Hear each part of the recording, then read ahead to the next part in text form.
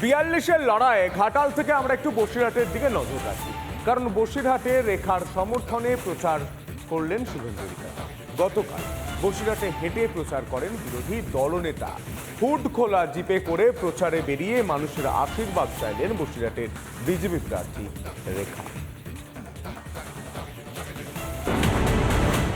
বসিরহাটে প্রচারে বিজেপি প্রার্থী রেখা পাত্র।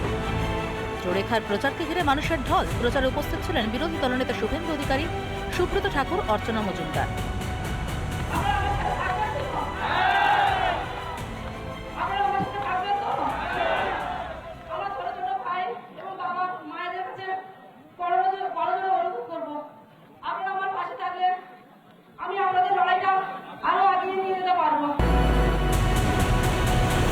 সভামঞ্চ থেকে শাহজাহানের সাগরেদদের হুঁশিয়ারি বিরোধী দলনেতা শুভেন্দু অধিকারীর।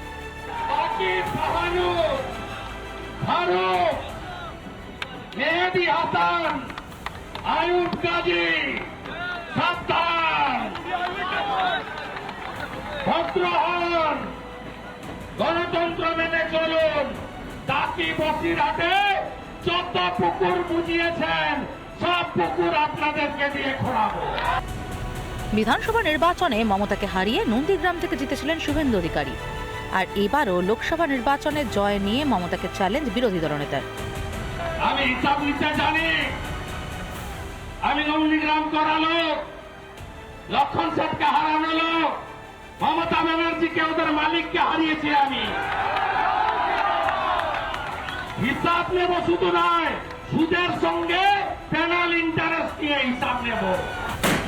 পঞ্চায়েত নির্বাচনে ভোট দিতে পারেননি অনেকেই।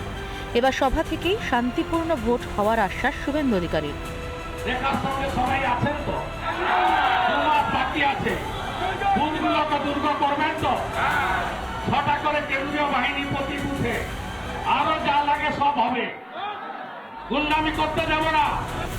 সন্দেশখালীর মহিলাদের অত্যাচারের বিচার চাইতে রেখা পাত্রকে সংসদে পাঠানোর আহ্বান জানান শুভেন্দু অধিকারী। বসিরহাট থেকে মধুকল্পিতা চৌধুরী ও বিট্টু রায়চৌধুরীর রিপোর্ট, রিপাবলিক বাংলা।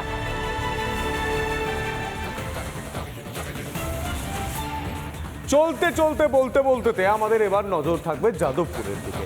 যাদবপুরে এবারে সায়নী ঘোষকে প্রার্থী করেছে তৃণমূল। ভোটে কতটা প্রভাব ফেলবে বামেরা, কেমন টক্কর দেবেন বিজেপি প্রার্থী, চলতে চলতে সব কথাই জানালেন সায়ন। এই মুহূর্তে সায়নী ঘোষ রয়েছেন, পাশে অরূপ বিশ্বাস প্রচারে রয়েছেন। সায়নী, কেমন রেসপন্স পাচ্ছেন টালিগঞ্জ বিধানসভার বিধায়ক পাশে?